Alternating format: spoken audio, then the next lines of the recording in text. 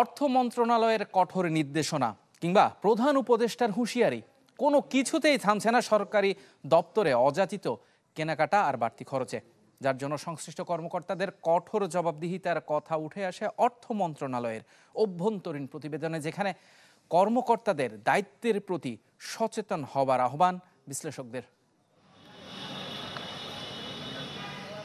আসছে নির্বাচনে দৌড়ঝাঁপে মাঠ প্রশাসনে ডিসি ইউএনওদের জন্য কেনা হচ্ছে বিলাস ও ব্যয়বহুল 150 গাড়ি, যেখানে ব্যয় 200 কোটি টাকা। অথচ গাড়ির এই যোগান দেয়া যেত শেষ হয়ে যাওয়া বিভিন্ন উন্নয়ন প্রকল্প থেকেই। বিকল্প উৎস কাজে না লাগিয়ে গাড়ি মতো কেনাকাটায় বরাবরের মতোই উৎসাহী আমলারা। অথচ সরকারের ব্যয় কমাতে চলতি অর্থ বছরের শুরুতে ঘটা করে জারি করা নির্দেশনায় বলা হয় কেনা যাবে না নতুন গাড়ি, নির্মাণ করা যাবে না নতুন ভবন, আর নিষেধাজ্ঞা আসে সরকারি টাকায় কর্মকর্তাদের বিদেশ ভ্রমণেরও। ব্যয় সংকোচন নীতির একই রকম নির্দেশনা আসে প্রধান উপদেষ্টার দপ্তর থেকেও, যা হরহামেশায় উপেক্ষা করা হচ্ছে সংস্কারের প্রত্যাশার নতুন বাংলাদেশেও। আর্থিক যে সীমাবদ্ধতা, সম্পদের যে অভাব, সে অবস্থায় এখানে ধরেন নিশ্চয়তা থাকা দরকার। সেটা গাড়ি ঘোড়া ক্রয় বলেন, সেটা দৈনন্দিন দাপ্তরিক খরচ বলেন এবং বিদেশ যাওয়া বলেন, সব জায়গায় মানে আপনার কম খরচ করার একটা চেষ্টা এবং প্রবণতা থাকা দরকার।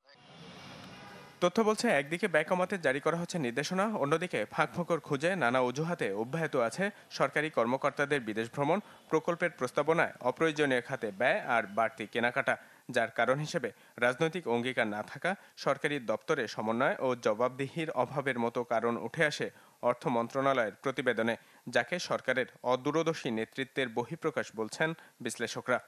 অন্তর্বর্তীকালীন সরকার এমন কিছু কিছু কাজ করছেন যেটা ঠিক অন্তর্বর্তীকালীন সরকারের কাজের আওতার মধ্যে কিন্তু পড়ে না। এই যে গাড়ি ক্রয়ের কথা যেটা উল্লেখ করা হলো, এটার তো কোনো প্রয়োজন ঠিক এই মুহূর্তে নেই।